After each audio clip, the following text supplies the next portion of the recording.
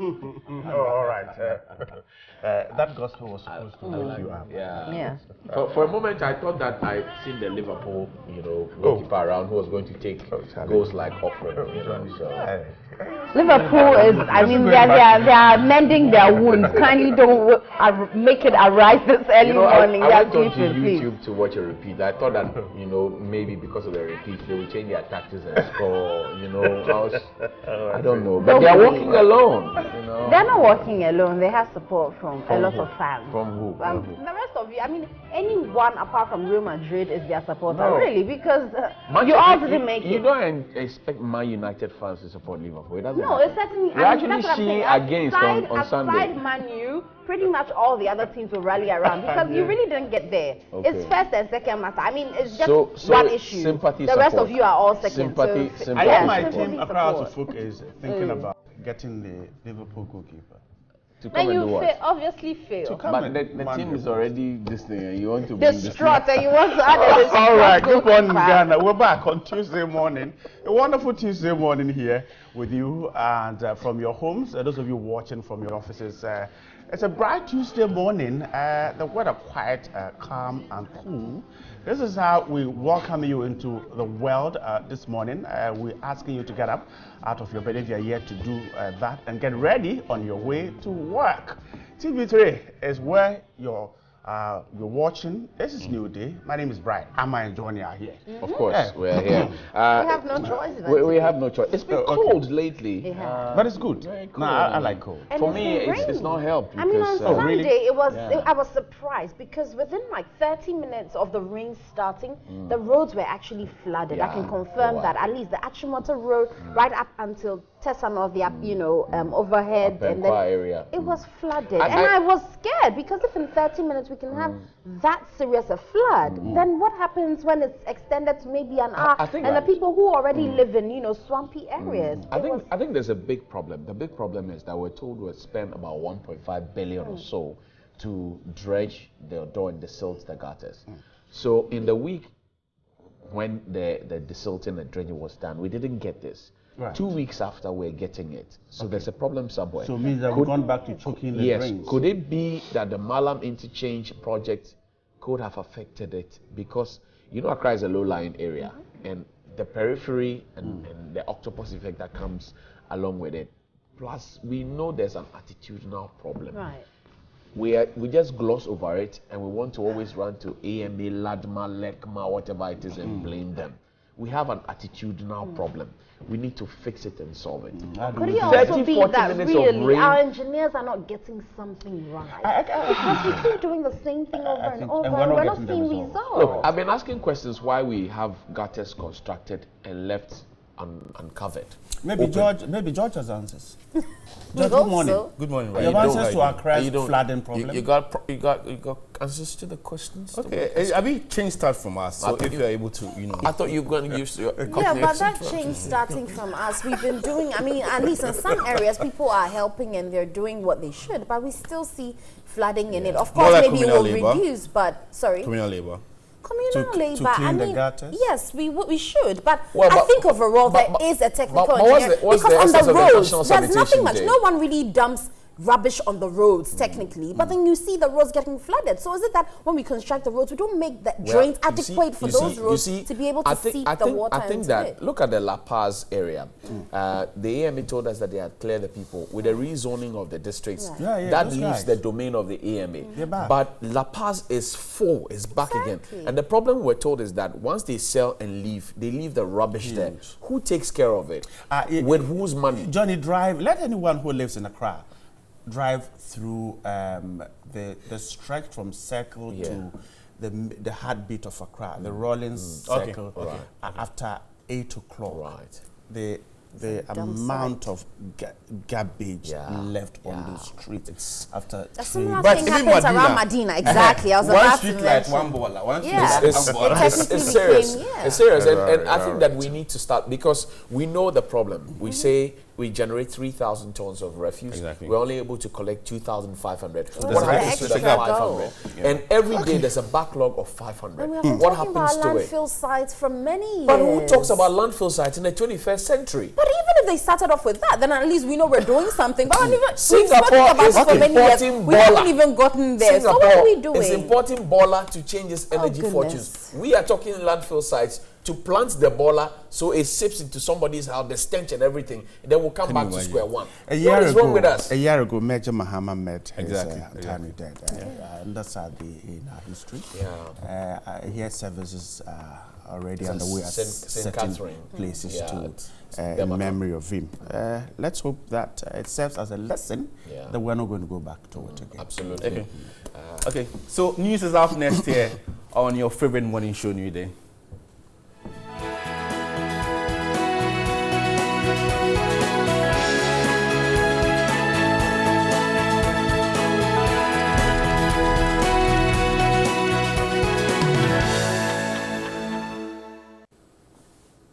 My name is Josh Quinn. You can also watch us live on DSTV channel 279. Coming up, it's exactly 1 year after a mob lynched Major Maxwell Mahama in Dencho Obuasi, throwing the whole nation into a state of shock and grief. Meanwhile, family of the slain soldier are unhappy about the slow pace of the trial of the late Major Maxwell Mahama.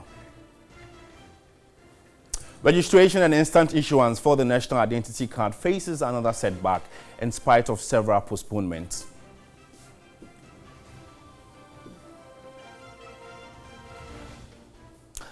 Four-year search for Malaysian airline MH370 officially ends.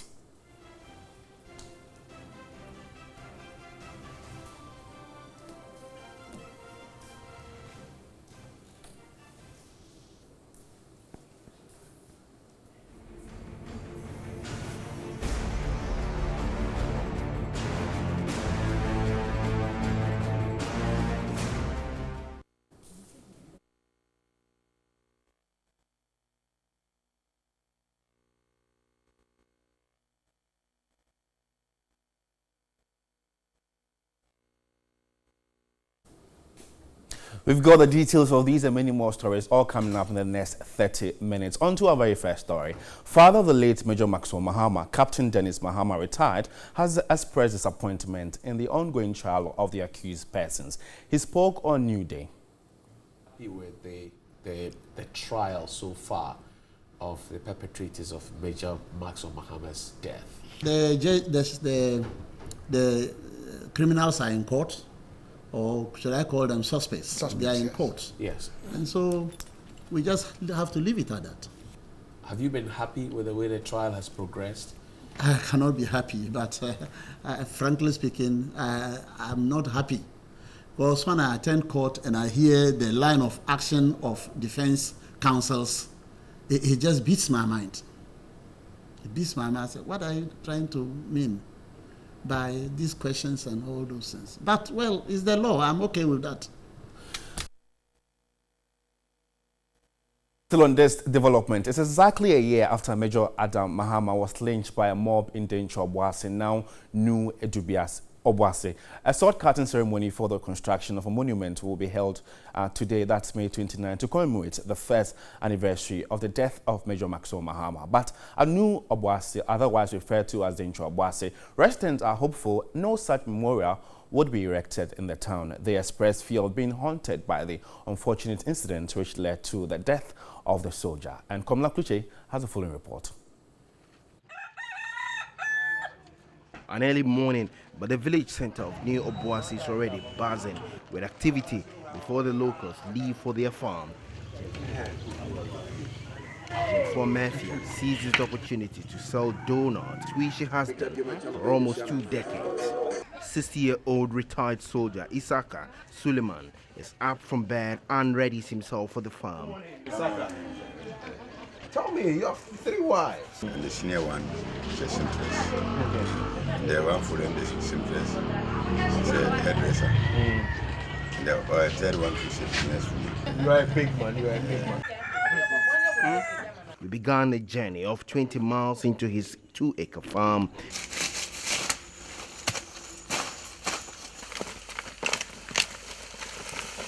Isaka narrates where he was on the day Major Mahama was killed. The whole town was empty. I was left alone with my junior sister in the house.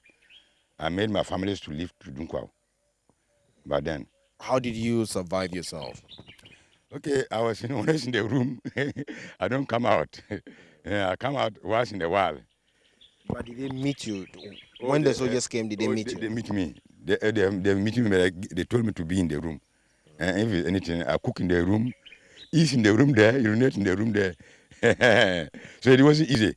A death that shook the nation, with a battalion of soldiers and police storming the otherwise unknown town of Dincho Obuasi, always called New Obuasi. The accused persons are still on trial, and there are calls from some quarters from the military who will not go on record demanding the erection of a statue in remembrance of the slain soldier. The statue being there, to me, is very, very good. So anytime, even their grandchildren should come out, they should deliver, and then come to the town, they will know that, yes, my old man has done this before. Please leave us alone. We are afraid. Our children will even run when they see it.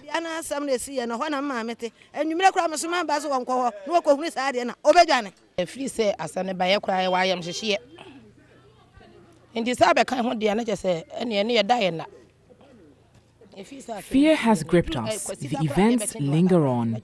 Erecting a statue, that is pressure on us.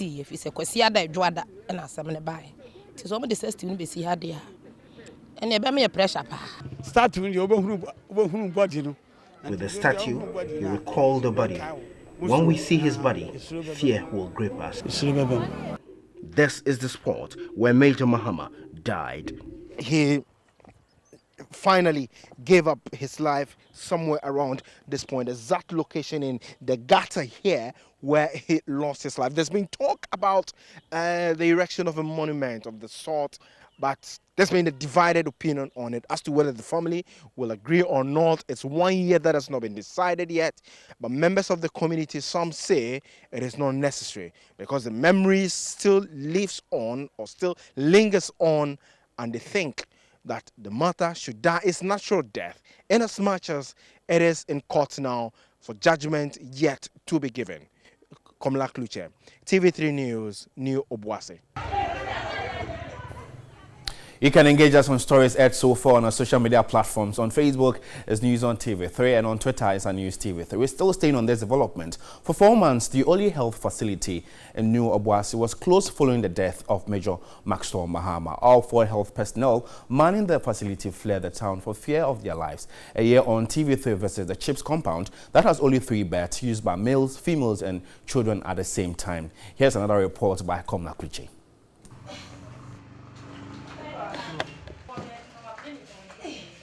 36-year-old Akia groaning in pain after surviving alleged assault by the husband the night before the news team arrived.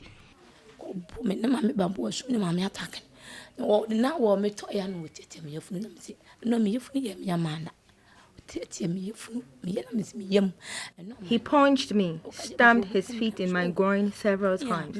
I was in pain, but he was unperturbed, not even the sight of my daughter.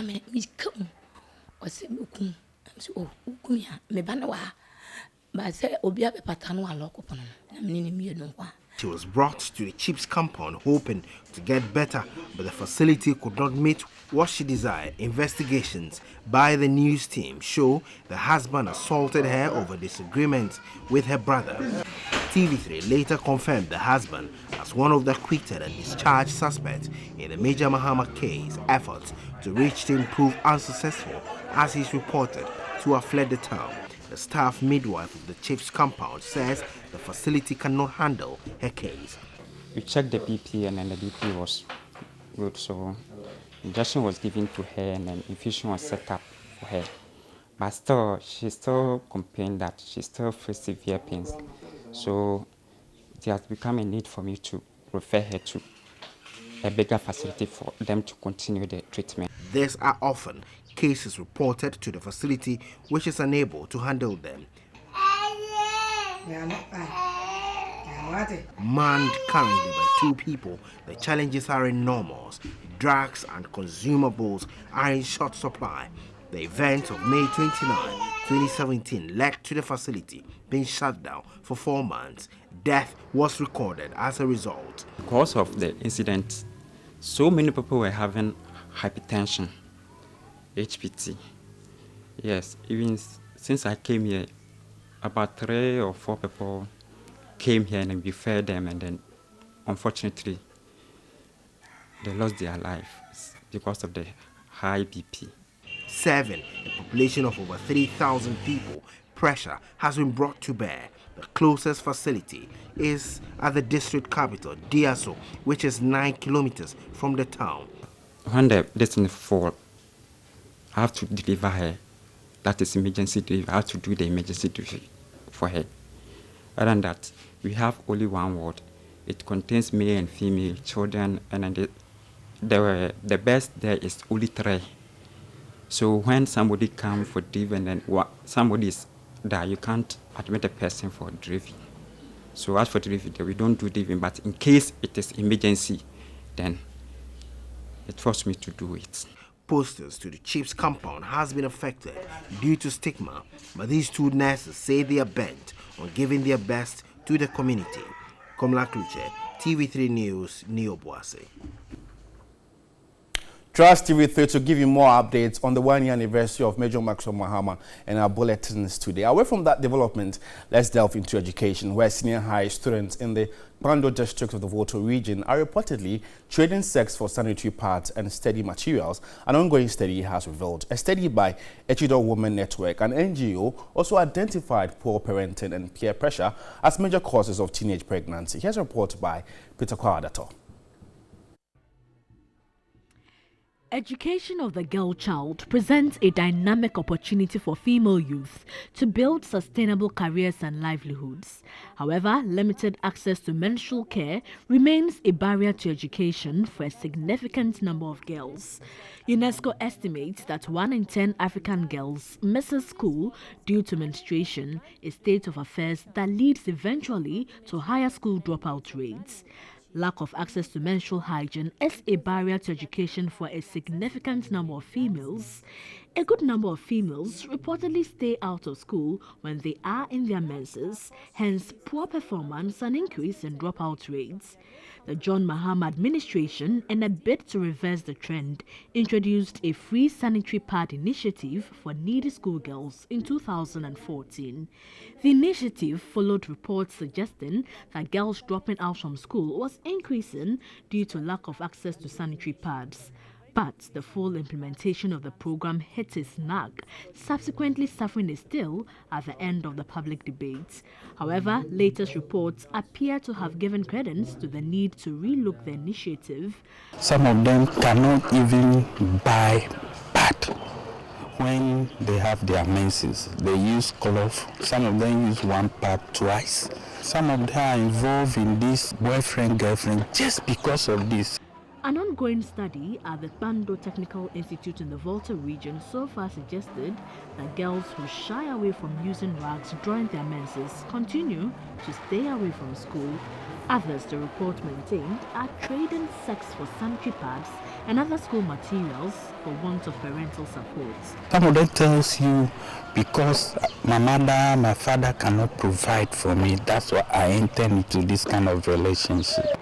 The intervention by the School Health Committee and Estidor Women Network at the Pando Technical Institute was to create awareness among girls and encourage them to adopt better means for solution. The health needs of every woman is very important. We know, and it has come to our notice, that most of the females living in the various rural communities are facing challenges. They have issues, sexually transmitted diseases, to some of these things. The Pando Technical Institute has a student population of 1,723 with 203 girls, representing 11% of the total population. Despite several postponements, the registration and instant issuance of the National Identity Card, otherwise known as the Ghana Card, could not go ahead at designated centers as publicized. As at 12 midday, registration of personnel were still going through the final phase of their preparation at the headquarters of the National Identification Authority, NIA. Evelyn Tingma has the rest of the story. The National Identification Authority, responsible for registering and issuing the Ghana Card, had indicated the registration exercise for 9 institutions in Accra will start on Monday, May 28. We are at the headquarters of the National Identification Authority here in Accra, and registration of the Ghana Card, which was supposed to have started 7 a.m. today, has actually been delayed. Registration officers who are supposed to be deployed to take care of the registration are still here. They've still not been deployed, and it's past 12 noon. Registration officers who would be in charge of the exercise had gathered at the NIA headquarters waiting to be deployed to their various centers. Some were still being registered before they could be deployed. NIA officials would not speak on camera, but told us reasons for the delay of the deployment of personnel as well as the registration exercise would be explained at a media briefing at the Jubilee House, which was subsequently cancelled. The 9 institutions which were to have their registration on Monday include the Jubilee House, the Police Service, Ghana National Fire Service, Immigration, Prisons Service, the BNI, Ministry of Defense and the Judiciary. Parliament was expected to have its turn on Tuesday, May 29. And on to the foreign front, a privately funded search for missing Malaysia Airlines flight MH370 has drawn to a close. US-based company Ocean Infinity had been using a deep-sea vessel to conduct a 90-day survey of a vast area of the southern Indian Ocean, but it found nothing, and Malaysia's government says it has no plans to begin a new searches. The plane disappeared on 8th March 2014 while flying from Kuala Lumpur to Beijing with 239 people on board. There were still fierce debates over how the flight ended. The hunt for the missing plane formed one of the largest surface and underwater searches in aviation history, covering more than 120,000 square kilometers of the Indian Ocean.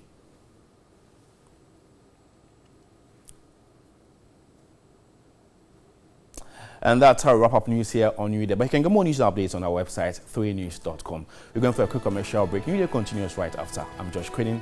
Enjoy your morning. Welcome back, and let's say happy birthday to you, Edmond Cecil Nilati Boy of the Kings and Queens International School, Abeka. This is from the entire Boy family of Bubuashi and your father, Jerry Boy. You're 4 years today. Live long and stay strong, be a good boy, and become a responsible citizen. But we're ranting, aren't we? Mental health, is it not? It is. And the fact that there's a thin line between sanity and insanity, or, you know, good mental health and disease, you know, conditions in mental health, and that's what I think we fail to recognize. Why do doctors always remind us of this thing line? It is because, Johnny, if you feel it's far-fetched and you're not going to be there, and so for now you won't care about the conditions there until you get in. It may be too late, because when you get in, you may not have that mental capacity to explain what is happening around you and to even identify the fact that where you are, you want a change. No one will mind you because now you're in our hands. So we should work up to it, making sure that it's a place where everybody will feel comfortable, because at the end you're going there and just the beauty of the place alone is part of your healing. And so when you go and it's already dilapidated, it looks dirty, it looks in shambles, you are not going to heal properly. Is it a case of cultural norms that have pushed us to look at mental health? I think so. The way we look at it. You know that the Accra Psychiatric Hospital has a regular OPD, but if we have headache, we won't go there, because somebody will say, "Oh, one other psychiatrist." We saw him at the psychiatric hospital. The stigma that comes along with it in our societies. But haven't we come too far to move away from that? Where in the past we looked at mental health even in marriage. I mean, parents will go and look out for the family you're going to marry into. Is there any conditions such as mental? We've moved away from that. No one goes to search these things but they haven't anymore. Gotten their money since January, not a penny. And Dr. Kwesiose was talking about it. But we're ranting. Hey, the challenges of mental health in Ghana. What do you know? Step out with George onto the streets and find out what they've got to say.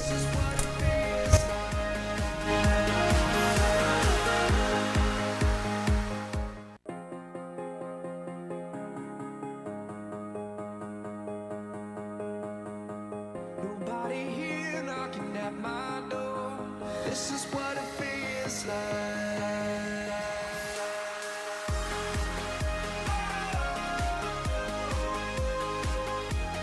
This is what it feels like.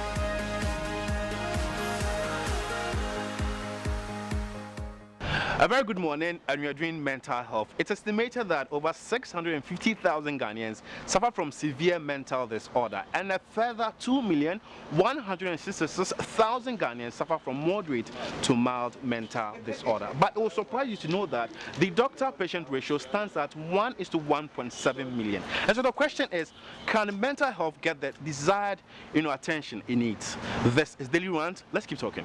I feel very bad when I hear about it or I read about it.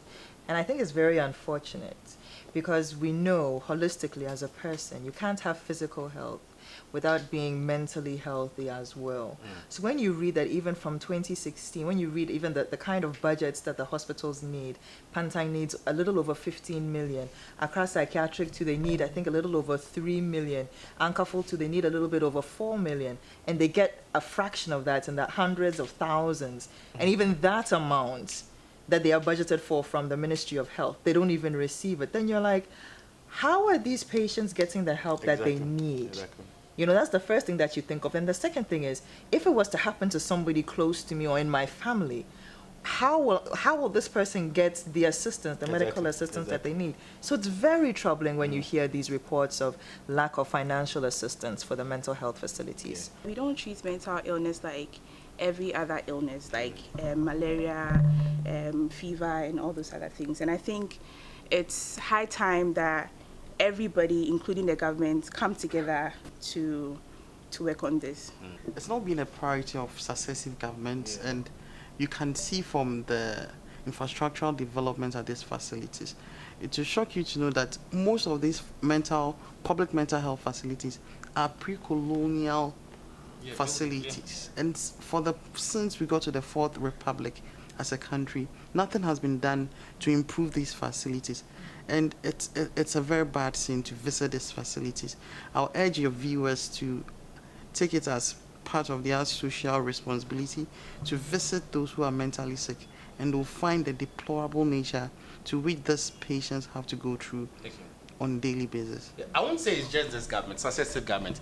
Is it that, are they waiting until maybe they get affected before? Because currently the doctor-patient ratio stands at 1 to 1.7 million. And I'm like, oh my God.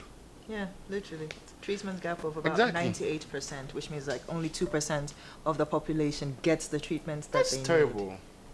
It is terrible. Very. And I also know that, all these the referral hospitals like Ankafo, Pantang, and Accra Psychiatric Hospital, they are likely to be shut down because funding is going to cease by the end of June. Yes.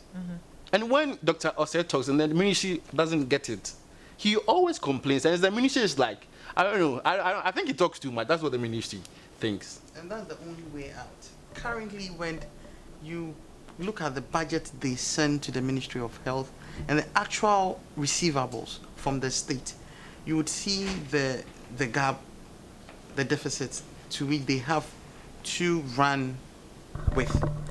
If most facilities or medical facilities in this country go through what the mental health facilities or the hospitals go through, you would come to the realization that this country is heading towards a ditch. It's not good. Mental health is as important as any other form of health. Yes. So I think the government must do its best to at least avert its mind to the fact that we need a healthy nation needs a healthy mind. if we think that anybody can be at the mental hospital, then I think that's where we get the attention. What do you think? Yeah, you see, that's even the interesting thing, the kind of funny, sad, ironic part about it, because Dr. Akwesi Osei has said that at least 1 in 4 Ghanaians suffers from some sort of mental illness at any point. So if you go into a room, 1 in 4, and we always think that, oh, it's the extreme cases, like people who have like such extreme psychoses, yes, that they live on the streets and the rest. But it's not so. I mean, people can suffer from, you know, various stages of depression, the mild or the moderate or the severe. People can have like bipolar manic disorders, the schizophrenics where they have like they hallucinate, or they have these, they call it delusions of grandeur. They feel they are so big and they can do anything, you know, in the world. They feel untouchable, like Superman or Superwoman. There's so many different things. You know, people who they have to do certain things every day. I see. Yeah, like there's a certain pattern they have to do every single day before they can move forward. Like somebody, before they open a door, they have to turn the handle maybe 3, 4, 5 times. That's also a mental disorder, because it's stopping the person from functioning at his or her normal, you know, at their normal rate. So it's like people feel that, oh, mental illness is something far away, and and it's so extreme, but I mean, it can happen to you at any point. They always say the line between sanity and insanity is very, very thin. I think it's a general attitude of Africans towards mental illness. We treat it as in it's spiritual. You know, when somebody has a mental issue, chain the person. The person is a witch or a wizard, and that's something that needs to change. There needs to be a lot of education on mental illness, so that people know that it's close to us. It can happen to anybody. The 4 of us, 1 in 4. Exactly. I don't even have that passion to, let's say, delve into mental health, because I know it's not lucrative, not money wise. You would have the passion, but if I go there, then I can have patients maybe killing me, and I won't do it. I won't offer for that profession. But you know, there are people who are doing that. I mean, they see the plight of the mentally ill, and they know that they have the training There'll to be assist Nightingales. them. Yeah, and there are lots of Florence Nightingales in the mental health facilities. They do such great work, because really, a lot of times they take money out of their own pockets to feed the patients, because you know they can't take the medication without eating, and a lot of them, they're basically abandoned at the hospitals by their families, so there's no way they can even pay for certain things. And even the payment, you know, they're not actually supposed to pay because of the Mental Health Act, but because it's not being funded, so they can't take of the patients. But maybe like in the course of the discussion we'll touch on that as well. So you have these nurses and these the directors and the rest channeling funds like from their own pockets, or going to solicit funds to support these patients. And if it's not enough, that's where you hear the cases of nurses being stabbed, or the patients kind of, maybe those who hallucinate, kind of thinking people are trying to kill them, and all kinds of things. It's always, you know, it's one of those borderline violent situations, but they do it every day because they care about the patients. I know I've had this suicidal thoughts before. Wow. It means I should go to check up, right? Yes, you should. It means you need to talk to somebody. And we as individuals need to embrace one another. If your friend, your sister tells you, I'm going through this, I'm going through that, you shouldn't be judgmental and say, you have everything, why are you still... It took me just like, I don't know, I nearly committed suicide. And that can happen to anybody. It doesn't mean that you are, I don't know, spiritually, it doesn't mean that. It can happen to anybody. I know the mental health bill was sent to Parliament 2004, so it took like 8 years to pass the bill into law, and 2013 we established the authority. And I don't know if you guys know, government has never given them a penny in terms of funding. That's according to head of psychiatry at Kolebu. It's very true. Not a penny. Not a single, no. How did you do it?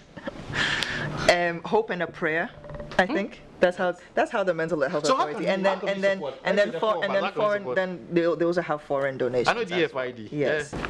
Well, today's discussion has been on mental health. How well can we ensure it gets the needed attention that it needs? Let's know what you also think watching home. Log on to our social media platforms. On Facebook is News on TV3, and on Twitter is the News TV3. Our WhatsApp number is active 050-823-5228. Thanks for watching, and have a good morning.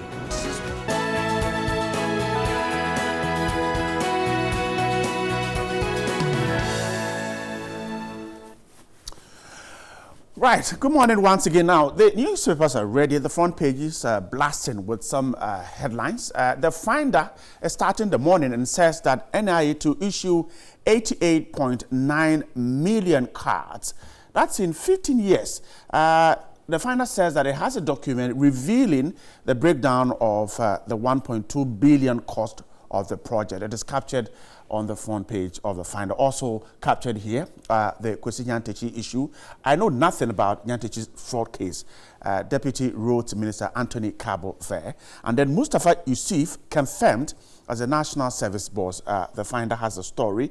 And the no-show yesterday, getting some space on the Finder, NIA is apologizing for no-show, blames technical difficulties. That's an issue we'll talk about this morning. And Unipass deal is costly and unnecessary. The Institute of Freight Forwarders are not too happy about what is happening at the port. Single window, now third window. The Finder has these stories. And then the Ghanaian Times, Free Senior High School on the front page, more funding, we're told, 534.7 million Ghana cedis as at May 2018. That's the story, the big one on the Times this morning. And the Kabul story also gets some space, as well as the police investigate death threat against Franklin Kujo. He's in a sober state, perhaps that threat disturbing. And then the failure yesterday of the National ID Authority to kickstart the process also gets some ink on the Ghanaian Times. Ghana card rollout fails to take off. The Ghanaian Times has all these stories on its front page this morning. Now let's touch the heritage. Community uses hole to construct road due to government neglect. That's the picture here. You can see some of them engaged in making sure vehicles can use your roads. That's one big story there. And then deal with in-house corruption. Assemblies of God boss urges church. That's the General Assembly boss of the Assemblies of God urging the church to stamp out corruption in its own house. And then ignore those against lotto fees. E-kiosk project. Private lotto operators appeal to government. And student storms police station with pistol over accusation of stealing mattress. The Heritage has all these stories for you this morning. Now, the Daily Statesman, the big one, Mahama is NDC problem. More kick against return to lead party. That's the big one on the Statesman this morning. And then NAPCO to employ 18,000 under agri sector. That story also gets some front page. And then NPP will make life better. VIP assures Ghanaians. A photograph of him in a handshake with the chief of Heman Prestia, Nana Ntibor Pra II. The Statesman has all these stories for you this morning. The Daily Graphic, the choice of FA president, let government have say. Kwabene Japan talking there. And of course, before he went into active politics, did a lot of sports. He's not talking about what's happening today, Ghana FA. And the Ghana card registration, the Daily Graphic put it as in slow start. That's how it is captured. The freight forwarders opposes award of trade facilitation activities at ports. That story has a front page here too on the Daily Graphic this morning. And then the Today newspaper, patients stranded as lab technicians embark on strike. The health minister's photograph is here. The Kabul story gets some front page too here, as well as the private lotto operators appealing to government to ignore those against the NLA license fee and e-kiosk project. We're also told of this story of one Dako declared land owner, legitimate owner of a portion of land at Mempiasem, gets here in Accra. That's the Today newspaper for you this morning. A lot of others you have to get them yourself this morning. Let's sit down and get some more insight into some of the issues on the newspapers. My guest this morning, Member of Parliament for the Tamale North constituency, is a member of the NDC, Honorable Alhaji Suini is here. Good morning. Good morning. Hope you're doing great. Alhamdulillah, I'm terrific. Hope you are too. Right. You didn't get your Ghana card yesterday. It was another fiasco. Okay, all right. We'll talk about that. I'm waiting for the Futu Giant, Member of Parliament for the Futu constituency, Alexander Afeomaken, is joining us very soon. We'll start the conversation and wait for him whilst he joins us. Right, now be part of the show, sending your comments. Let's see if we will take some of them, be able to read some of them. But let's start this morning with the big one from the National ID Authority. It didn't come off. A lot of people were expecting to see the card, at least for once, were told that instant cards were to be issued. The Ghanaian Times carries a story on page 16 and 17 and says that the issuance of the much-awaited national ID card, Ghana card, at some key state institutions in Accra did not come off yesterday as widely publicized. We're told that the eligible bearers at the Jubilee House, the seat of government, the Judicial Service, Parliament House, and Security Services were to be registered on the first day of the nationwide exercise from 7 a.m. However, the waited hours for personnel from the Office of the National ID Authority with their documents with some queuing in readiness, but they did not show up. When Times visited Parliament House, Judicial Service, and the security agencies, staff were going about their usual business with checks from Jubilee House indicating same. The Executive Secretary of the NIA, Professor Kenatefa, citing technical reasons for the failure on Accra-based radio station yesterday evening, said the authority had problems with connectivity from its office to the field. He said registration materials and trucks were ready to be dispatched, but they were withheld due to the challenge, and all efforts to address the problem with hopes of starting the exercise later in the day were unsuccessful. Although he could not tell if the exercise would come off today, he said top-notch experts had been rallied together to rectify the challenge and apologize to those who waited for officials from the NIA. Asked if he suspected sabotage, Professor Tefa said he did not believe in conspiracy theories, but did not rule out a possibility. The Ghana card would replace the various ID cards in circulation. That's the story. Conspiracy, right? He said he didn't believe, but there could be a possibility. Honorable Suhini, so it didn't take off as publicized. Is it that we are not ready, or what is it that we're doing wrong? Well, let me say good morning to our viewers. I think that it's a difficult, discussion to have, because we all know the importance of the national ID card, and it is clear to any casual observer that this has been in the works for some time now. If you look at other countries that have national identification cards, we all know of the benefits in terms of better planning, in terms of even service provision, and in terms of even how revenue is generated.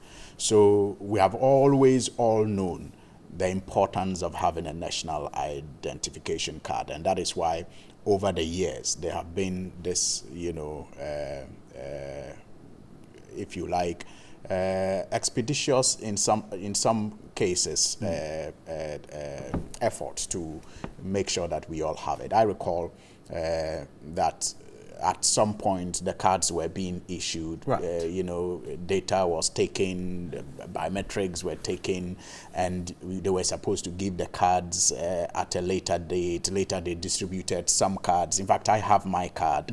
I was looking through my bag today and I noticed that I couldn't find mine, but I found that for my wife. So these cards were issued, but because technology, evolves, I think at that time there was also the need to introduce another system that will bring about, the chip embedded one where you will have all your data on it. So in November 2016, I recall former President Mahama making the pledge that finally the national identification cards were going to be rolled out early part of 2017, that is if he won the elections. And I recall His Excellency Nana Akufo-Addo also making a similar pledge in January 2017, that by the end of 2017, everyone was going to have a national ID card. Later in the year, a ceremony was even held where he was issued with an identity card. Right. And the promise was re-emphasized that by the end of the year, everybody was going to have a card. As we speak, we are told it's only the president that has a card. I recall that this matter came up on the floor of Parliament, where Samuel George, my colleague from Ningo Pram Pram, made the point that the whole process of issuing national identification cards started and remained with the issuance of a card to the president. The Minister for Defense, Honorable Nituo, on the day rose on a point of order and asserted that it wasn't true and that the vice president had a card. He said so, and even went ahead to say he had seen the card. And so because of that, the speaker, asked Honorable Sam George to apologize and withdraw. He stood his ground and eventually had to withdraw what he considered to be the truth. But subsequent events have proven that he was right. It's only the president who has a card. And after, that, the Ministry of Communications and the Vice President have all given different dates that never really, could be met by the National Identification Authority.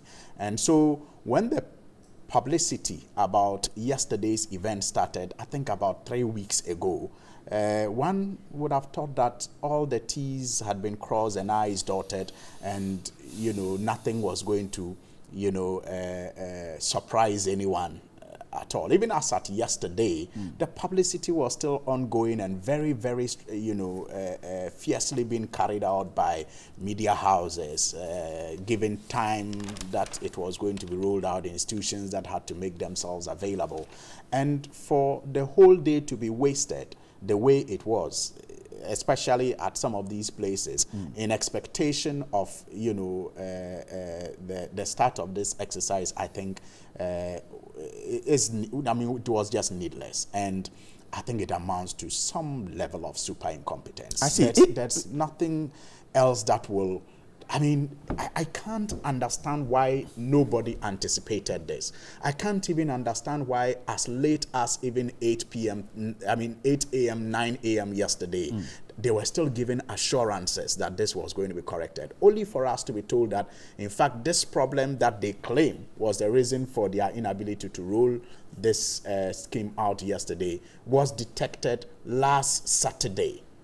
So if last Saturday it was detected and they kept working at it, and as late as yesterday morning they still did not have a solution, why did they keep giving people assurances that they were on their way? The executive secretary is talking about the possibility of a sabotage. We should listen to him.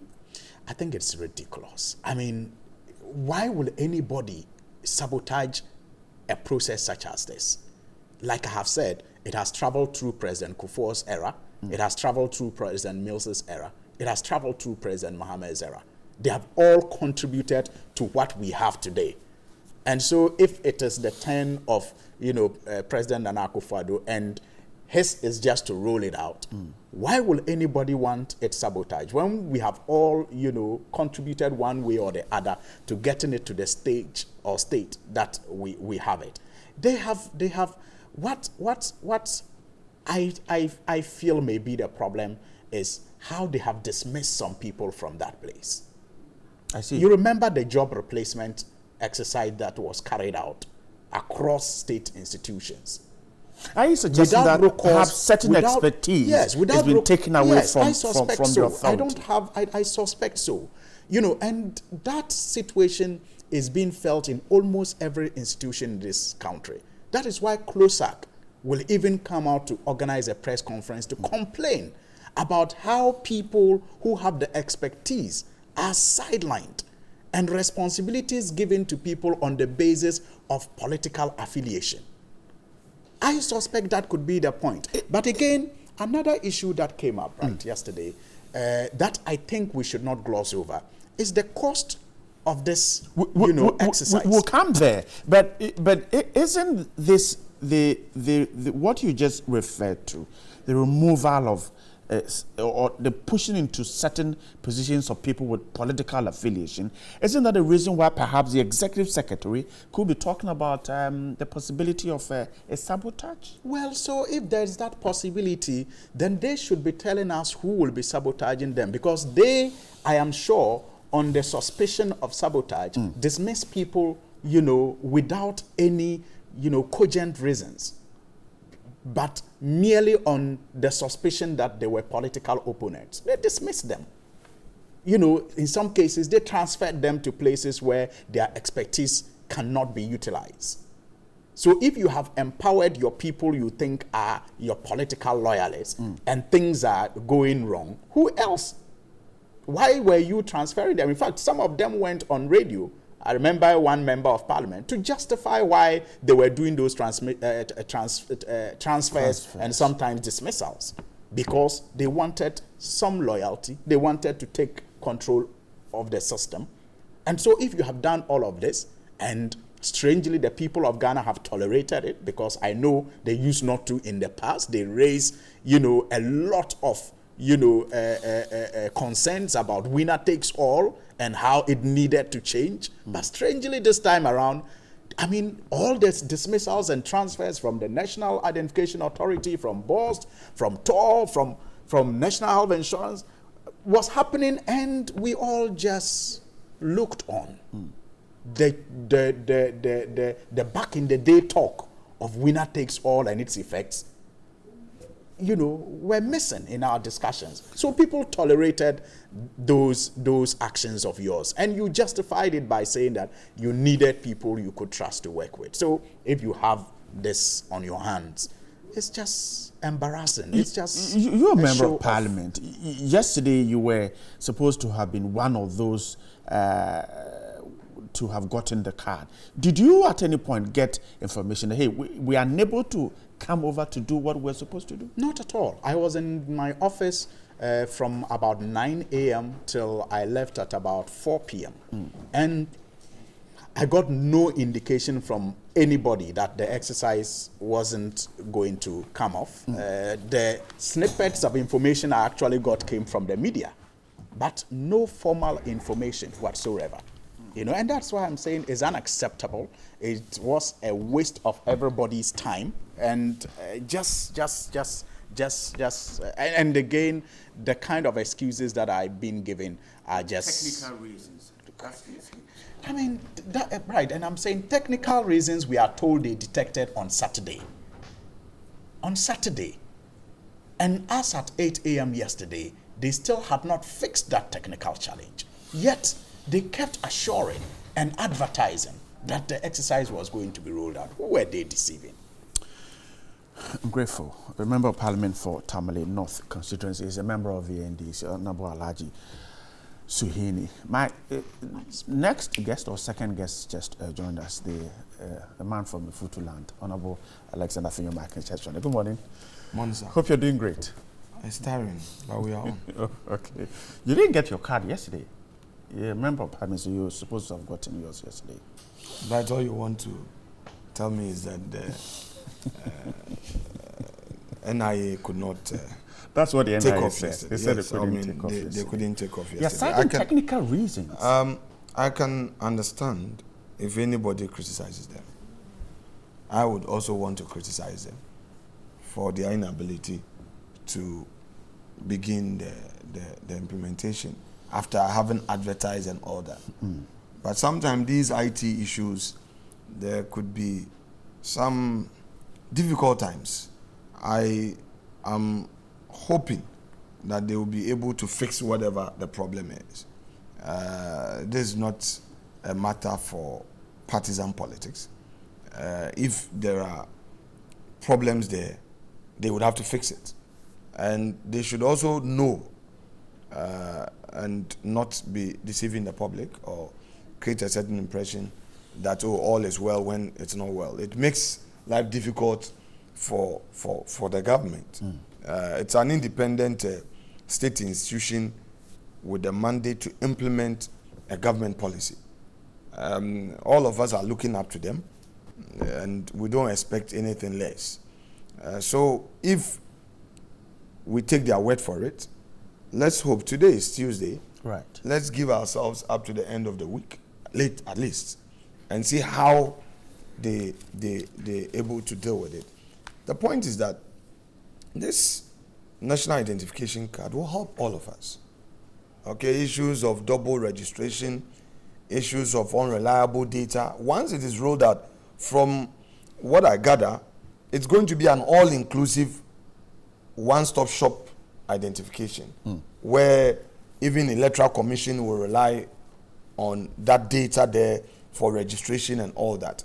We don't now need to be struggling for, with data. So it's something very comprehensive, and I'm sure everything has been factored into it. So I am praying for its success. I am praying for its success. At least it will be one big achievement. President Kufuor initiated it, and the piloting was done, and now this government has taken the bold initiative to do that nationwide implementation. It helps business. It helps business because one of the things that we all don't consider is that reliable database, because business community, the investment community would want to be assured of all of these. Our police, they need some reliable data to fight crime. If they have reliable data, they would not be even acting in excess of their mandate, when they are enforcing the law and all that. So it's good for us. Taxes. If you have reliable data, you're able to track people who are paying tax and those who are not paying tax. So I think that even our friends on the other side have applauded the initiative, and they are all for it, except that they are worried being hinged on the seeming delay, which I agree. We're all anxious. We want to have this. The business community is waiting anxiously for it. Everybody wants the NIA to succeed. If it comes on board, all those people who have different ID card at Electoral Commission and another card for health insurance would have no choice than to come with one. And we know that, hey, that's how it is. We would be able to, with certainty, also know of our population and all that. So let's pray for a successful takeoff. At least today is just Tuesday. If it's that good, who could be sabotaging the process? Oh, I don't want to use the word sabotage because the authority hasn't come out with sabotage. The executive secretary said that there's a possibility of sabotage. Yes, but he hasn't said there's a sabotage. He said there's a possibility. Yes, my point is that even if there's a possibility, you should have a system tracker to deal with it. I mean, because you are going to deal with a huge database. So if, as it were, somebody could sabotage the platform, then where are we? Then that in itself calls for a more tightening up of the system. That what are you putting in place? Because you shouldn't just rely on basic IT softwares for this. It should be said that nobody can touch the system. So I don't know what he means by sabotage. Is it about some of the staff? If it's staff, as for that staff sabotage, yes, it is possible. If your workers, somebody who is supposed to press a button refuses to press that button, somebody who is supposed to put in a password refuses to do that, then in that case, yes. But in this age where people have used their thumbprint as signatures, somebody enters the system, you will know that this person did. Somebody could not do his work well, and you suspect that person to be sabotaging. You should have no difficulty in firing the person. You see, I don't want it to go into the arena of partisan, that for somebody to say, oh, there's somebody at NIA who is a CPP or NDC and he doesn't want this thing to take off. I don't want us to enter into that arena. If they say a sabotage and they've not explained, and I would want to situate it on the possibility of some staff, the chief executive or the executive secretary should identify and fire or take a decision on that person. But to merely say there's a possibility of a sabotage, I would not want to go for that. But they should resolve the issue. But what about also the concern that, look, a lot of expertise, some expertise were removed from NIA when the new government took over. It could be the reason why it is struggling to fix this card. Oh, you see, Bright, I don't want to do politics here, and let's keep to the issue. The issue is that they can't fix the card. Right. And the authority said it's a technical Right, if we get in there, see, would it be reasonable to terminate the appointment of highly skilled technical personnel who can assist in rolling out a very complicated, comprehensive system like this? It would be unreasonable. So sometimes I don't want us to get into some of these things. Sometimes we speculate, we do rumor mongering, and the impression is created as though it is true. I do not see how Professor Stefwa would sack experts, as you put it, merely because they are perceived to be of a different political ideology orientation. I don't want to believe that. And I don't want to believe that it's as a result of, it's not probable. Okay. It's not probable. I don't want to believe that it's as a result of that they are having these challenges. Let's leave some of these speculations out. I mean, speculations is one of these such speculations that is leading to some people in doing certain things somewhere and all that. I mean, well, Professor Tefa said that a horde of experts have been ordered to go to the Why do you want to? So maybe they didn't have the man is fasting. The man is fasting. This morning I've heard him nicely. You want to drive him into partisanship. No. And I know to him, this morning is not in that mood. You want to take a soundbite? Okay, go for your soundbite. No problem. You take your soundbite. Take your soundbite. I see. Take your soundbite. Take your soundbite. I don't say looking for a soundbite. He says that he's not too sure about no, this. It is not. It is not. It is not politics. I mean, it is what it is. I mean, is it true that people were removed from the National Identification Authority? Yes, it's true. Is it also true that this has been a process that has been ongoing for a very long time, even before Professor Tefa came into office? Yes, it's true. Is it possible that some of those people who were removed may have been part of this process, maybe from day one, or even may have joined it at some point but had gained some experience? It's true. And I'll give you one example. A gentleman called Yaira. I'm sure you remember how his dismissal from the National Identification Authority, was all over the place on social media. Why? Because that was the gentleman who took the who was leading the tour of the vice president when he first went to visit the National Identification Authority after the MPP won power. The gentleman was the one who was doing the orientation, so to speak. He was leading the team of, people who were informing the vice president about how far they had gone with the program to issue out cards, only for him to be dismissed because of his partisanship. So such a person, if I say that perhaps it's because of those dismissals, I'm not saying for a fact, but I'm saying that perhaps it's because of those dismissals. It is based on the fact that this person dealt with the system and may have had more experience than anyone that you would have put in place after his dismissal. That's the point. So it's not politics. It is just how our systems are not encouraged to grow. because of the partisanship, the extreme reckless partisanship that we play with those institutions. That is the point. Let me come in quickly, and then we take a look at the cost of the Suhuyini has made an important point. Right. And I feel somewhat vindicated. You see, somewhere 2014, I pursued the matter at the Supreme Court. If you remember the Kojogra Adra case, okay, where I was looking at Article 94, was it 3B or 1B? Yes. You see, there are some category of public servant or civil servant who have been stated, prohibited from participating in partisan politics. Okay.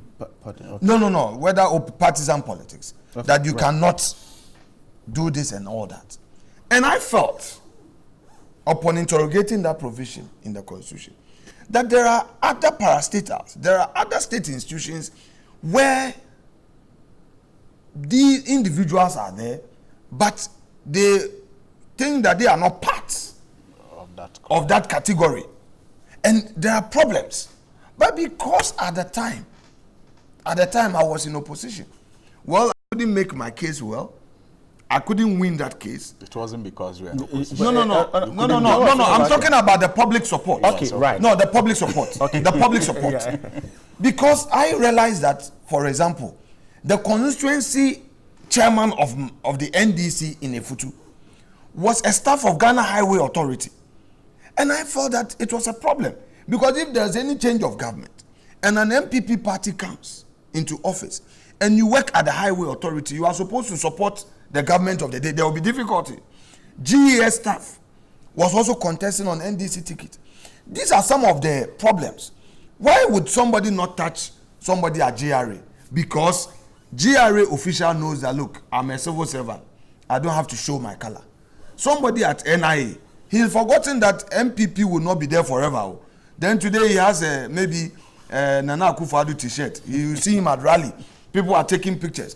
The person has forgotten that Mahama will not be there forever. But if we get to a new level, I'm praying that some other Ghanaian would go to Supreme Court for that interpretation to be not proper. Hey, please. Supreme Court is always right. For the Supreme Court to revisit of the confusion that we have in our minds. For the Supreme Court to revisit the issue, to expand that to include other state institutions, because it's a problem. IOCO, FIC, NIA, what have you. And I agree.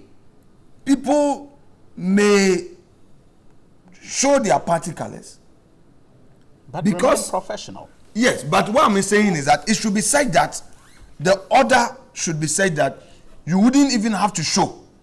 If you are an NDC, it should be in your head. If you are a CPP, it should be in your head. Because there are a lot of civil servants who vote, even soldiers and the police, the immigration. People have their party interest, all right? But because they are not allowed to openly say that I am MPP or NDC, you don't hear somebody, MPP, coming into office and say that we are sacking a number of soldiers because they are NDC. Though they have their party in their, that they vote for. I think that is one way of curing. Because me, if I am a head of NIA, and I know that they say this particular man is holding an office in NDC, or he's openly, I would be uncomfortable politically. And yet he's performing professionally? Hold on, I am saying I would be uncomfortable.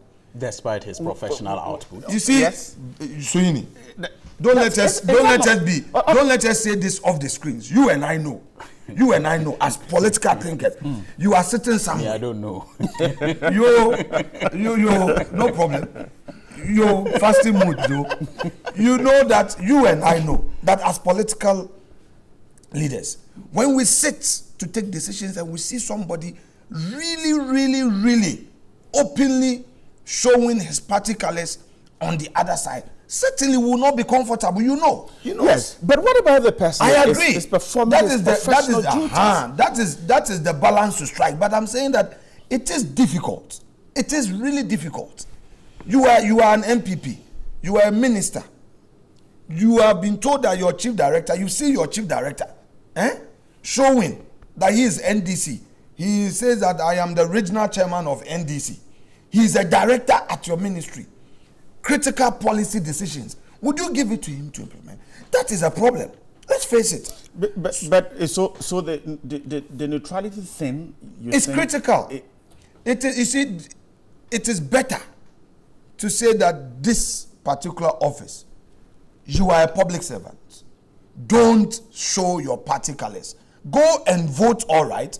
You can quietly contribute to your party, but to show and have your card will create problems for you. And I've given you so if examples. If the person has a card but does not stand on political platforms to campaign, and they see it and people know and you say, oh, I'm an NDC or I'm an MPP, you have difficult. Maybe if you are at NIA. Should that be the case? I'm saying that under normal circumstances. It shouldn't be. It shouldn't be, but looking at our political system, all right, it will create problems. Talked about the cost. Yes, we'll come back to talk about the cost. Yes, we're jumping onto the cost. We're told that the Daily Guide newspaper has a story, 1.2 billion national ID fails to take off, and 1, 2, 3, 4, 5. Paragraph 5 says that the exercise, which is expected to cost the nation 1.2 billion, has suffered a number of setbacks, with logistical challenges being the main cause.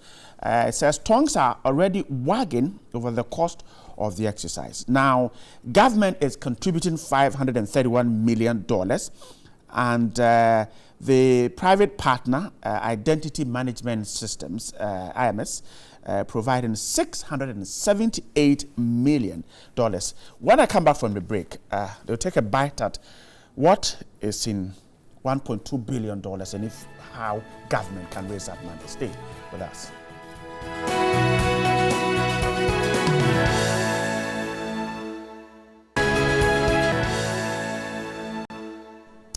Welcome back, and my guests are still here. A member of Parliament for Tamale North constituency, a member of the NDC, Honorable Alhaji Suini, and a member of Parliament for the Futi constituency, a member of the NPP, Honorable Alexander Fenyo-Markin. Now, let's quickly touch on the cost. Now, 1.2 billion. Should we be taking a look at where we're getting that money from? Government going to struggle to get the money? Is it the cost? Is it justifiable as far as getting the card is concerned? Well, in absolute terms, we cannot have any reason to question the justification. But if anybody has any other cost-benefit analysis for us to interrogate, to say that, oh, on the basis of this evidence, we think that it is too expensive, that person can bring it on board. It is one thing merely raising an issue of cost, and another thing justifying your reason for saying so. I heard my brother talk of the fact that this NIA thing has been on the table, the process has been there for a long time. Yes, I agree. But to what extent was the government, the then government, committed to this? I was on the finance committee. This NIA was under Office of Government Machinery. 2013, we saw a budget. 2014, zero. They were only paying salaries there. 2015, zero. 2016, zero. He can track my debates as a member of the finance committee on this in the Hansard. I was asking, why has the government abandoned NIA?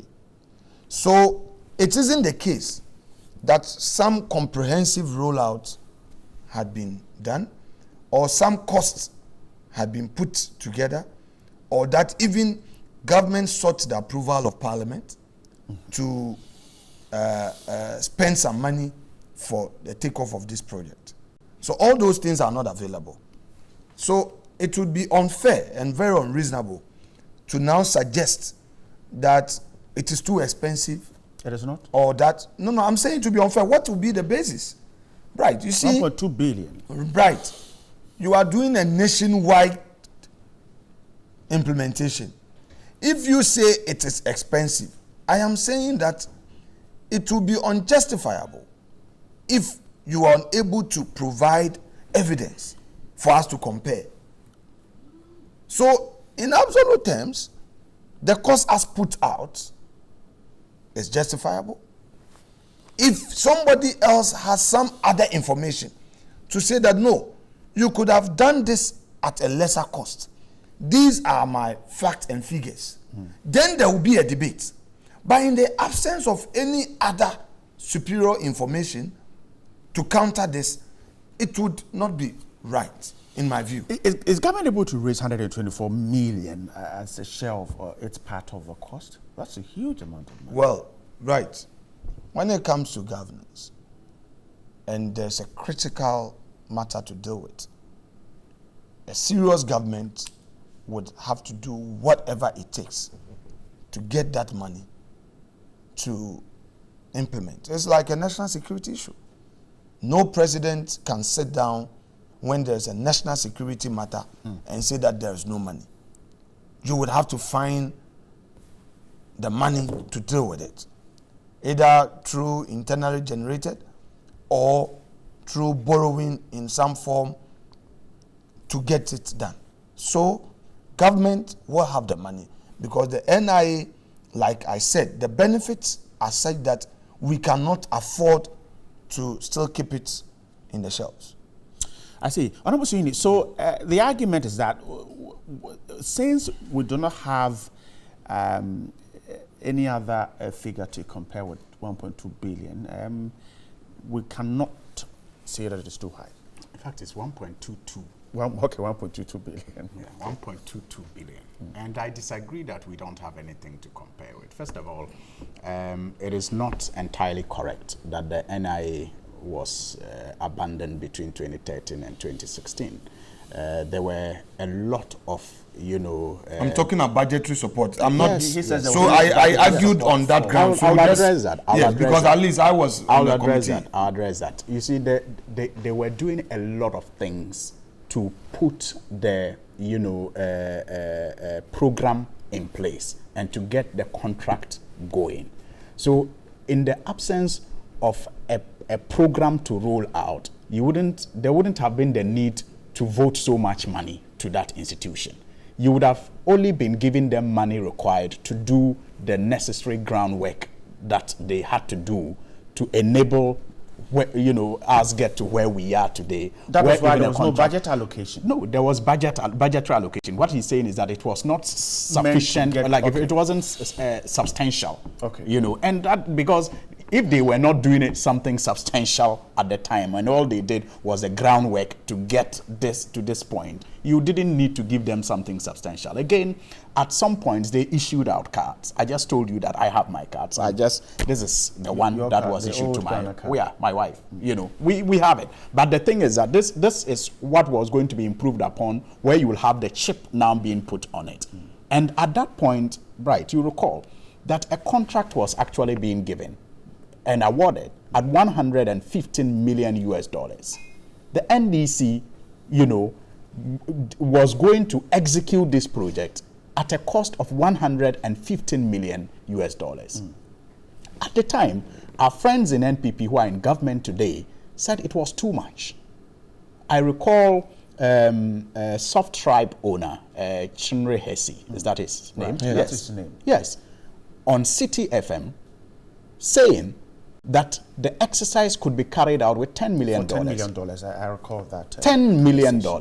He said it could be done for $10 million. In fact, Imani was better. Imani said it could be done around $94, $97 million. And that $115 million was way outrageous. Today we are talking about 1.22 billion. Technology is becoming more expensive? Well, what happened to the $10 million? Didn't those who proposed that it could be done for less than $115 million know that technology differ? Didn't they know? They did. But they ignored it and said it was chop. And that the only reason why it could cost that much was because people wanted to share something. Can we assign same reasons for the 1.22 billion? That is an increment of, I think, about 1,000%, if there's something like that, within just 2 years. within just 2 years. But all those loud noises you heard kicking against the $115 million, once again, Bright, it's muffled. It's, silent. But you see, what is more intriguing is the fact that the Ministry of Communication seems to be getting into too many deals that are getting tongues wagging. Too many deals getting tongues wagging. And I think it is a cause for concern. You remember Kennedy Agyapong's allegation against the Minister of Communication some time ago about some chop. You remember the Ghana Post, the digital address system. You remember the, what do you call it, current one, Kalni GVG. That's all under the Ministry of Communications. And somehow, there's always a vice president office angle to it. The bank interoperability, which is also a software. And have you heard this word of a frame before? Have you heard of a frame? What is a frame? Of a frame. You get it. I think the Ministry of Communication has to be looked at again by, well-meaning Ghanaians. It cannot be for nothing that these concerns are being raised about the deals that they go into. They are not the only ministry that is going into deals. So if we don't have an alternative to 1.2 billion, we do. 1.22. No, we do.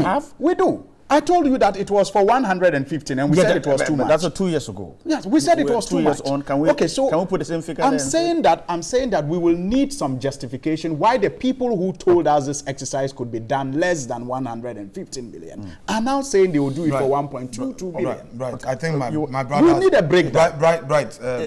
If not, are you prepared to come in? Yes. Can I? Let him land and then you... You see, I think that, right, the point I'm making is that the national identification rollout under the NDC was set to be was agreed that it will be done at a cost of 115 million. Without a chip embedded in the card. That was this has a chip. The point is that they said that we didn't need to commit that amount of money to roll out a national ID card. And I've given you the figures some of, some people you can describe as sympathizers, put out there. 10 million and then 97 million. So the point I'm making, right, is that what has changed? If they are unable to convince us about the need for us to now move from 115 to 1.22, then it will be fair for us to assign the same motives that they assigned to the 115, being create, loot, and share. I'm grateful.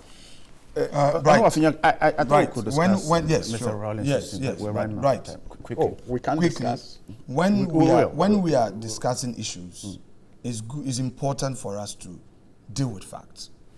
For the record, the NDC government never came out with a blueprint on how this NIA would be rolled out.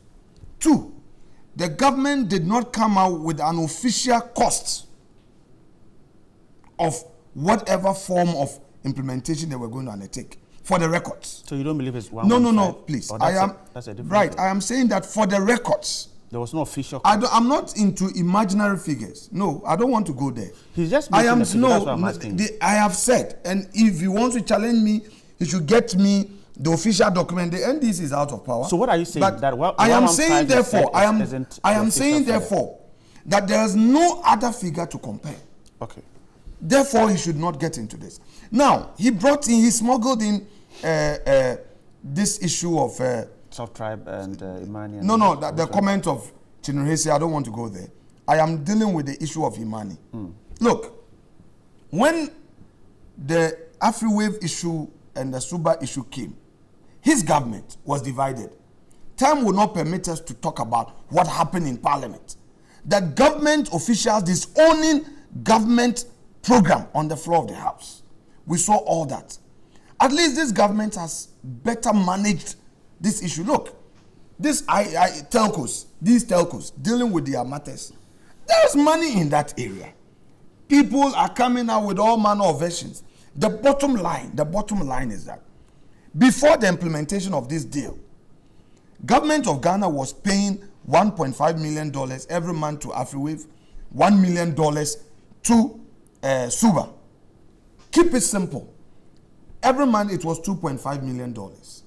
Now, under this new arrangement with all of these things being put together with enhanced services being rendered, it is costing the government $1.4 million. Let's deal with the issue of cost. Hold on.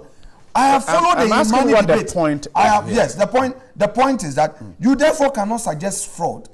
You therefore cannot suggest financial loss to the state. Okay. You cannot suggest that there are issues because give this new company the opportunity to implement.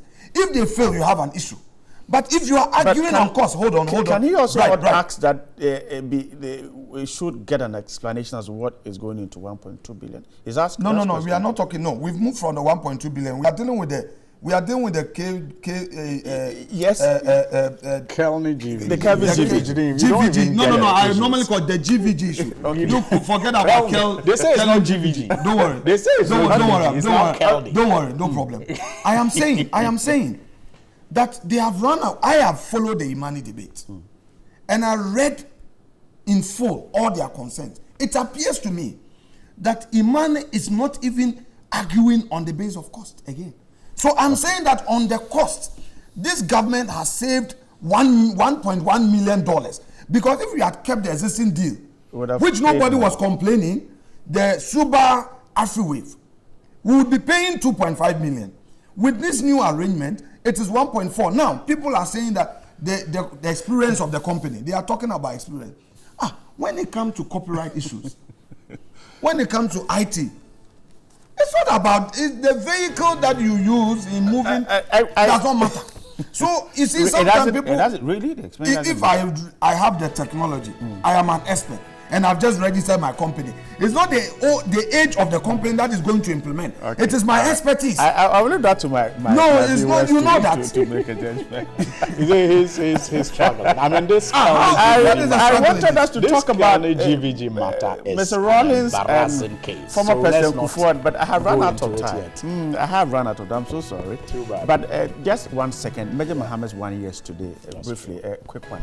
Honorable Suni, just a quick one again. Yes, let me just extend my heartfelt condolences once again to the family of Major Maxwell Mahama. I understand later today a bust will be unveiled in his honor at the new military cemetery.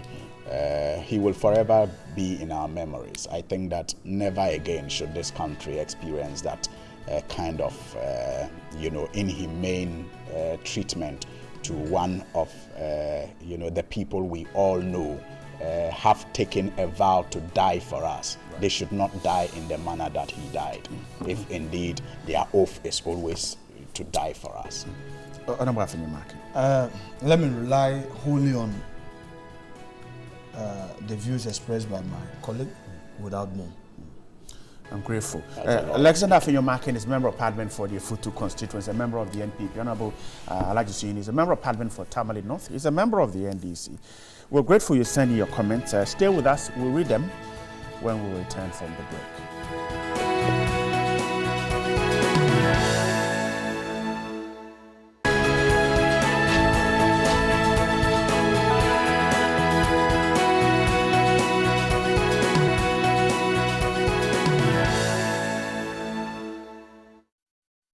Let's talk about the Accra Dialogue, which has become very popular. We're going into our 4th session at TV3. Media General will believe in sharing the good things that the citizens can do to make Ghana a better place. But I'm going to be talking to Ni Abe.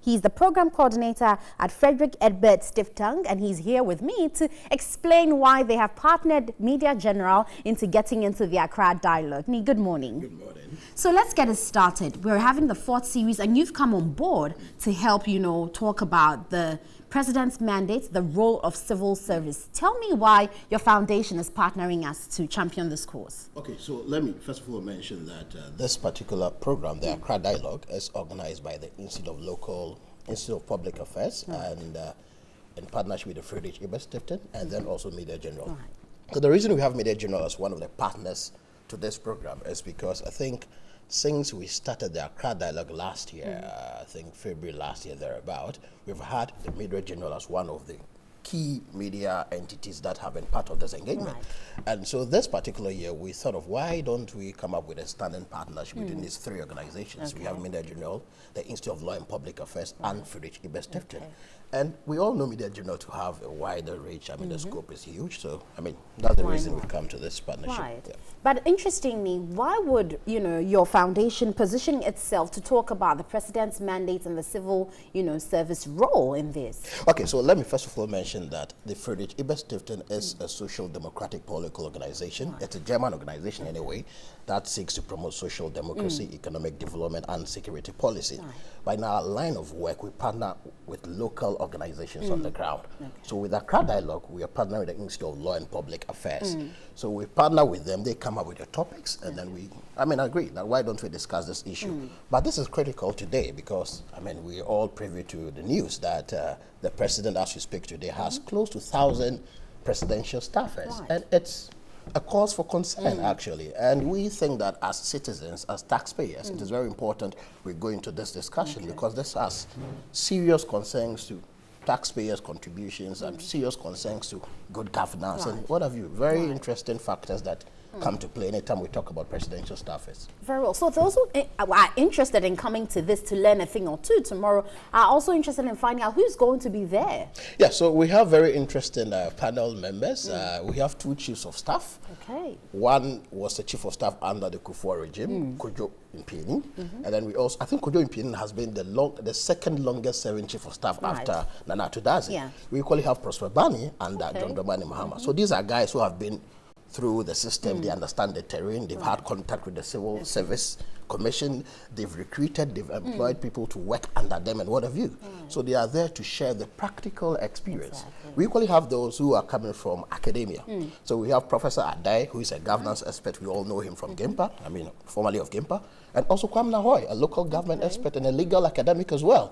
So we are trying to blend academia and the practice. The theory and the practical. So we are able to bring out very interesting recommendations that will help us to properly place this whole discussion within the proper context. Okay. So at the end of the day, when this happens, what do you think people who come will learn and take home? Well, the other interesting twist is this. It is not only about they coming to learn, but rather they also come in to share. Okay. So there will be the opportunity for them to ask questions so we can be able to sway this whole discussion in a proper context. Because mind you, they are taxpayers. We must hear their voice. We must hear what they think about the issue of staffing people while we have the local government service which is supposed to ordinarily conduct their constitutional mandate.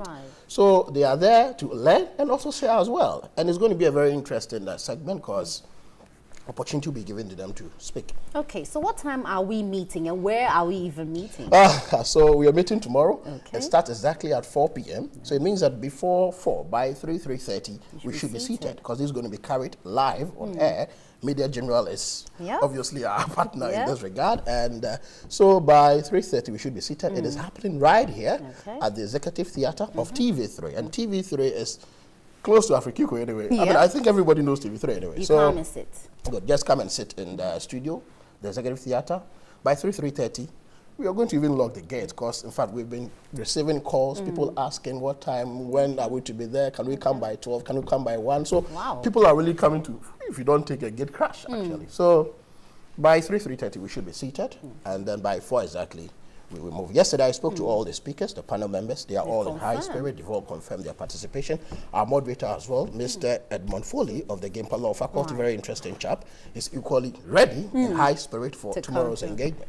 Nice. Okay, so tomorrow we'll all be convening here at the Executive Theatre. You said at 4. Before 4, we should be around, and then by 4, seated, and the program kicks off. So indeed, we're talking about the role of civil service in executing the president's mandate, and we all have questions on our minds. So tomorrow, let's all make it here at 4 p.m. to have this interactive discussion. Of course, I have Ni Abe. We've been speaking about this, and he's from the Frederick Edward Stiff Tongue Foundation, which collaborates with Media General and ILPA to carry this out. We'll take a break. We'll be back with more here on TV3.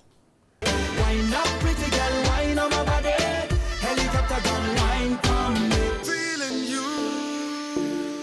Let me put in more time on your body. I'm feeling. A pure blend of real talent. Before they left the shores of Ghana into the diaspora, they were big stars. And then came X Factor, which ballooned their fame into a monstrous stature.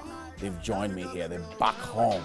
The super talented, dynamic duo, Reggie and Boli. Gentlemen, how you doing, man? Good to have you back home, man. Good to see you too. Wow. Charlie, the fame is super now, man. It's all over the place. How you guys taking that? I mean, we're always grateful for what God has done in our lives, because we set out to follow our dreams and everything worked out the way we thought it was going to be. So, I mean, we're enjoying it and we're looking forward to working hard and making sure we put in more success. Absolutely. Welcome back home. Thank you. So what's happening? I'm already enjoying some of the songs. We've been playing the songs all morning. Some of the performances electrifying from the X Factor. When you look back at that particular contest and how you slayed the world, how proud does that make you? Honestly, we are so glad that we were able to represent ourselves and, our culture, which is the Ghanaian way of performing as hip life artists back in the day. Right. And what is so funny is this is actually the place it all started, this TV3 studios. Right. Studio B. Yes. Music.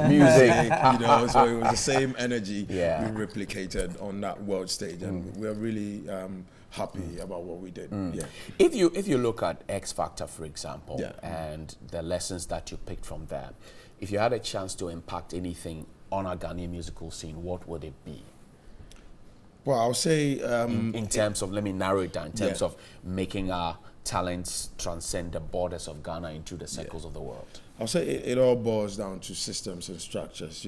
Over there in the UK, they've got the industry which helps any, let's say, a TV station trying to put up a show like that. It just doesn't end there, because at the end of the show, there is a record deal. You get to sell records, and then the endorsement deals come in, and you're performing on all the big major festivals around, and you're getting your royalties and all of that, which means that the artists can survive even if they are not like making or charting at #1 position. So I think that's one thing we can replicate over here. We can learn. You want to add something? Yeah, I mean, I was going to say, because on a show like that, sometimes, like with artists, you go on there with no management at all, nothing. But before you get out from the show, you get management, you get lawyers, you get people who are going to guide you in the right lane. So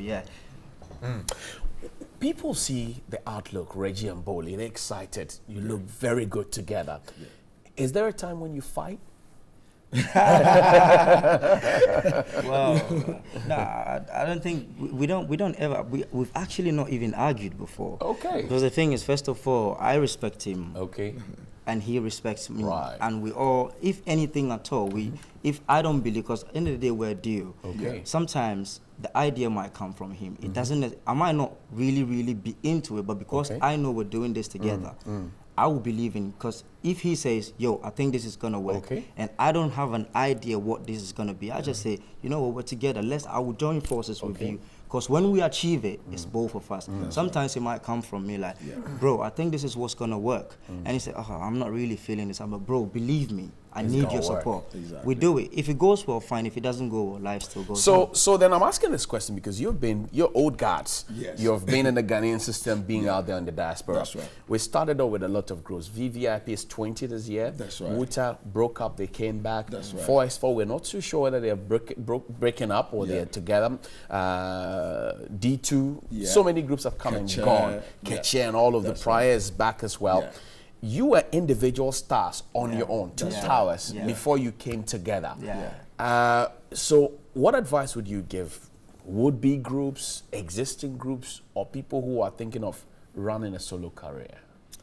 I think what I'll say is, first of all, you need to respect the talent and creativity of your partner. And apart from that as well, you need to make sure that when it comes to agreeing on things, you need to be on that matured level where you don't feel like you are the one who is always right. Like Boli said, there are times where maybe I'll say something to him and you'll be like, you need to convince me on it. So I go to Boli like with my proposal, with my points to convince him, because he needs to invest his money if I want to, you know, like exactly. Yeah, so basically that's it. 31st is a big day, which is why you're here. Get to share a few details with me. Yeah, we're here to perform for the British High Commission to celebrate the Queen's birthday. Yeah, so, the royal party. Yeah. You're invited, I'll be there in my number. So you're performing. Yeah. Wow, that's big. That's huge. Yeah. Wow. How did you nail that? The Queen saw you, said, "Come perform in my garden." Obviously, it's, we've got a very cordial relationship with the British High Commissioner, Mr. Ian Walker. Ian Walker, right? He's a very lovely gentleman who understands our Ghanaian culture and everything. So he felt it necessary that Reggie and Boli, you are kind of a bridge between the UK and the Ghana, so we definitely need you guys to come around and you know. What should we come expecting on Thursday from you? Well, you know, when it comes to us, man, it's pure fire. When pure it comes to performance, I know, right? It's just burning me now. I feel it literally. But also, we're going to talk about the music business forum or dialogue organized by Media General. What are we going to be doing? A bit of light on that as well. You want to share, because we want to tap into your rich experience. We want to have, you know, a platform where youngsters who want to be like you would also have an opportunity. You've already told me about talent management and all of that. But what should they come expecting on Thursday at the music business dialogue? Well, I mean, it will be more about, you know, going into the behind the scenes of things, because apart from we being artists, we run a label as well. So we kind of get to do a lot of behind the scenes. We've signed an artist, our first artist to our label, Lauren Murray. So we'll be talking to all the people who will be there about, you know, how to groom the artists, how to make sure the artist is getting well paid, their royalties. It's not just the artists, but the producers and all of that. And I don't know what else you want. Yeah, I think you've touched on many everything. Yeah, exactly. How long do you rehearse? Say in a week, in a day?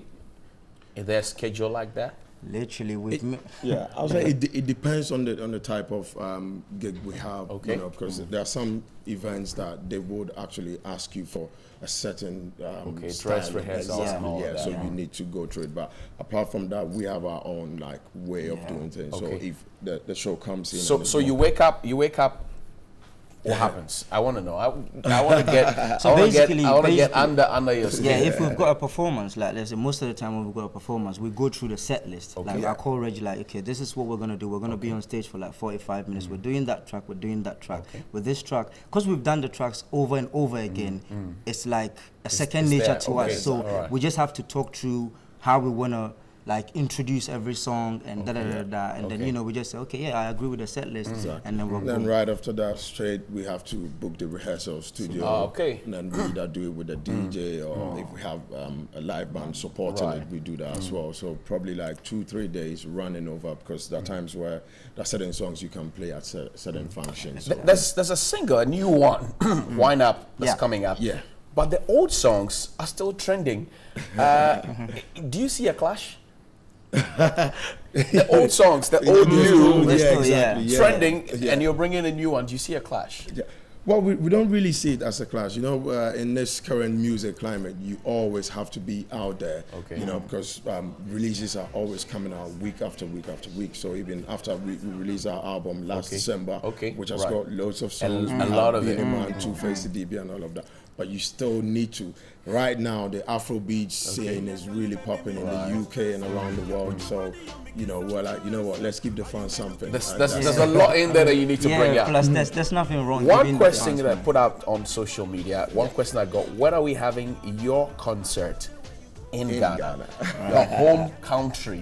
When are we having it? You're giving so much out there already. Yeah, I think like... When are you setting the stage for us to dance? Well, there's something that we're discussing with the team, and we want to make sure that certain things are right before we come down to do the concert. So yeah, basically when the time is right, we're going to put that out, but it's not something that we're kind of like not looking at. It's definitely something we're doing. It almost happened about a year and a half ago, but again, there was a clash with our dates in the UK. So that's why, but definitely we'll make sure. It's going to happen.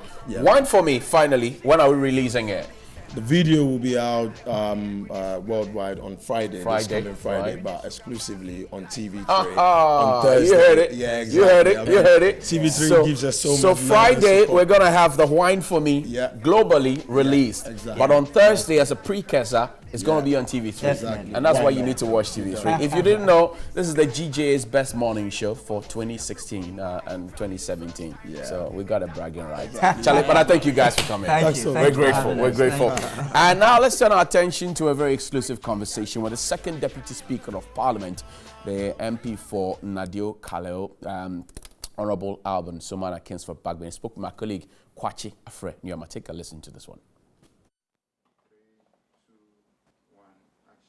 Alban Sumana Kingsford Bagbin, a man who needs little or no introduction so far as our country's politics is concerned. He's been majority leader, minority leader. He's also served in government before during the NDC administration, and he's currently the second Deputy Speaker of Parliament. Grateful for your time, sir. It's always my pleasure. Yeah. Let's start with a very, of course, the most trending conversation in Ghana today. Anas Arimeyal, Anas' latest investigation, the GFA president, from what we understand, has been implicated. Government has spoken on the matter, and the Police Criminal Investigations Department has also commented on the matter. Corruption is a very critical aspect of our development, fighting that particular canker. Surprised by this development? Well, I'm not surprised. I'm not surprised. I think what I have to do is to commend Anas.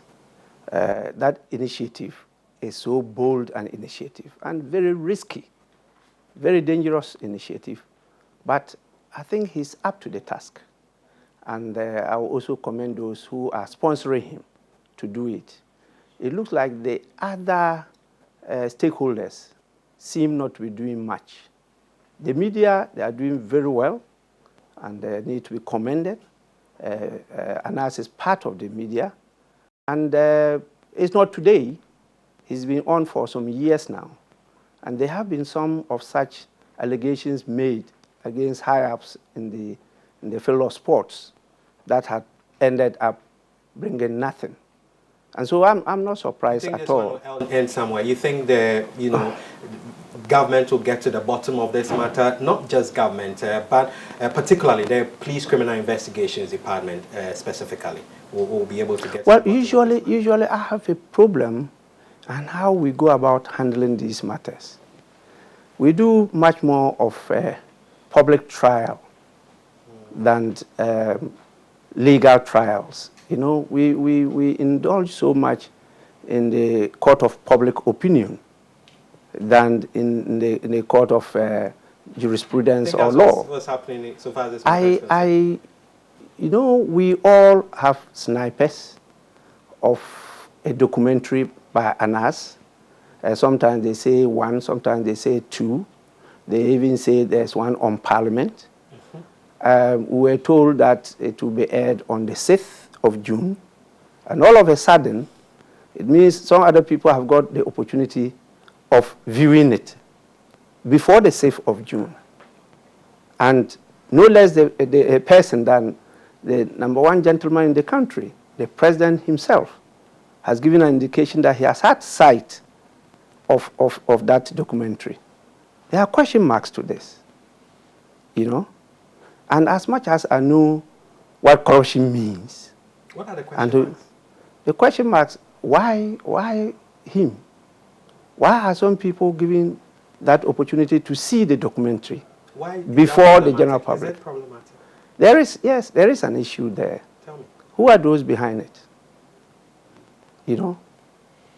And corruption is both against the giver and the receiver. And so if there are allegations made by somebody against the president, and I'm told the vice president, it's important for it to come out for all of us to see and to decide how this thing should be handled. Should they all be investigated? Okay? Or one group of people should be investigated. Who are those involved? Is it just the president? Is it just the vice? Is it just Nyantechi? There are so many questions without answers. And so I think, they are trying to preempt the whole documentary. And that is not good for us. Do I get a sense we should have allowed the documentary to be aired on the 6th for all of us to see. And then the decisions could be taken. Maybe some aspect will have to refer to some other institutions, not directly to the CID, but to some other institutions to unearth some evidence which may lead to some criminal suspicion before we could talk about orders. An order coming from the president has too much weight to it and raises a lot of political issues. That you mean to the Criminal Investigations Department? Yeah, yes, well, what the presidency has said is that the president contacted officials of the CID to take this matter up. There was not a direct order to arrest Kwesi Nyantakyi. But do I get a sense that you feel the fact that the president had the opportunity to watch this particular documentary before the entire populace had that opportunity could lead to a certain cover-up? Is that a fear you have? Well, you see, one cannot run away from it. Is it possible that in trying to show this to other people, there could be some editing? Is there the likelihood? You think so? Is there not the likelihood? I'm asking. It could be. It could be. If other people are given the opportunity to view the documentary and they see some other aspects that are unpleasant, could they prevail on Tiger Eye to cut away some portions? Is it a possibility? President Akufo-Addo will do that. Or he's human? They say he's incorruptible. They say he's a very principled man.